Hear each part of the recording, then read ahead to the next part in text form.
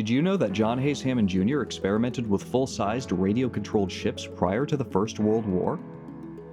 Hammond was a pioneer in the development of wireless systems of control using radio waves, a science then called radiodynamics, so much so that he is often referred to as the father of radio control.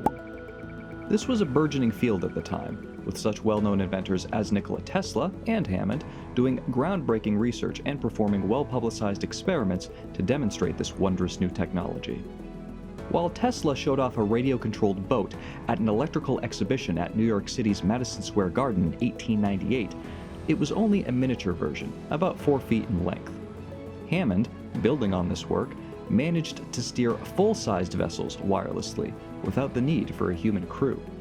Beginning with the appropriately named vessels the Pioneer and the Radio in 1911 and 1912 respectively, Hammond went on to experiment with his most famous radio-controlled ship.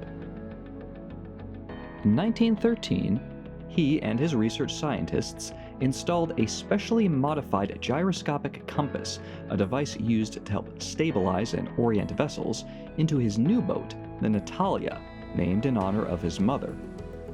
The device was designed by the Sperry Gyroscope Company and U.S. Navy, and the modifications made to it enabled him to accurately direct the movement of the Natalia on a nearly 60-mile journey from Gloucester, Massachusetts to Boston and back on March 25, 1914. He controlled the vessel from stations on the shore, removing the need for a human pilot. The Natalia would go on to be used in other tests and demonstrations through the course of 1914, the first year of World War I.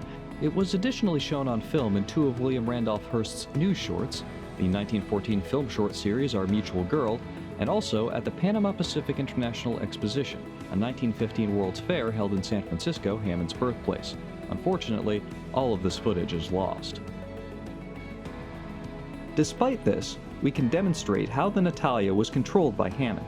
His so-called GIRAD system expanded the capabilities of Sperry's device. Originally designed as a motor-driven gyrocompass with remote repeaters, the Hammond Laboratories modifications enabled the repeater to control the operation of the vessel's steering engine rather than a compass indicator. According to Hammond, the gyroscope for the Natalia was fitted with electromagnetic solenoids to step the course setting backwards or forwards by a definite number of compass points in response to each controlled signal. Differentiation as to sense was by the timing pattern of a few dashes applied to a primary control relay in response to suitably transmitted signals from 1 or 2 antennas located somewhat southerly from the laboratory building. The success of the Natalia experiments helped build Hammond's case for Proposal Z, a plan for a radiodynamic torpedo system for coastal defense to the United States War Department.